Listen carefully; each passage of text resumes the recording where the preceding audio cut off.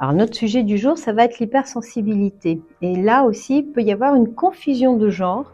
L'hypersensibilité, si on le prend au mot strict, ce sont des gens qui ont une sensibilité exacerbée, que ce soit audio. Donc vous voyez des enfants qui vont mettre immédiatement les mains sur les oreilles si la voix est trop forte, si les sons sont trop forts, ou bien qui vont avoir besoin de teinte de verre parce que la lumière peut les agresser, ou qui ne supportent pas le contact.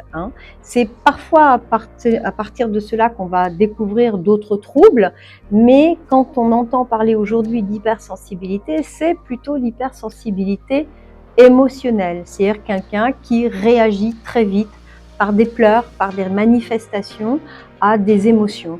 Je suis touchée immédiatement par ce que tu es en train de me dire ou ce que tu es en train de vivre. On va plutôt parler alors de haut potentiel émotionnel. Il faudrait d'abord le définir. Comment présenter ces enfants ou ces êtres? Eh bien, à l'inverse du haut potentiel qui a besoin que le monde tourne autour de lui, eh bien, le haut potentiel émotionnel, lui, eh bien, il a besoin toujours de chercher à s'intégrer au monde. Donc forcément fusionner, trop empathique, trop près de l'autre. Le haut potentiel émotionnel, on a encore des difficultés aujourd'hui à quantifier. On peut quantifier un haut potentiel intellectuel, il y a des tests. Le haut potentiel émotionnel, on a des manifestations. La sophrologie va aider ces êtres à pouvoir prendre de la distance par rapport à un événement, une parole qui leur a été dite, les aider à reprendre cette distance et ne pas s'approprier directement tout ce qu'ils vivent ou tout ce qu'ils entendent. Ça va lui permettre de ne plus s'approprier des douleurs, des souffrances qui ne sont pas siennes et de ne pas chercher à répondre toujours aux problèmes des autres.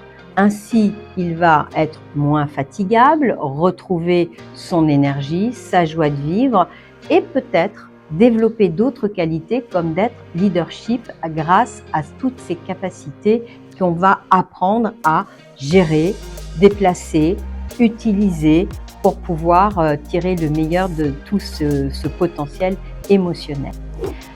Alors si on regarde un peu de plus près, je pourrais vous proposer l'histoire d'une petite fille que j'ai rencontrée, absolument adorable, toujours dans l'ouverture à l'autre, à l'écoute des autres. Et puis à un moment donné, la souffrance s'est installée parce que tout ce qu'elle offrait aux autres, elle ne comprenait pas que les autres ne lui offraient pas. Il a fallu donc lui expliquer qu'en tant que haut potentiel émotionnel, cette hypersensibilité aux autres, je souffre quand tu souffres, je veux t'aider quand tu as un problème, c'est pas automatique chez l'individu qui est en face. Et cette petite fille, elle a donc appris comment dire à l'autre, je sais que tu as un problème, est-ce que tu as besoin de moi ou pas avant d'interagir immédiatement avec l'autre.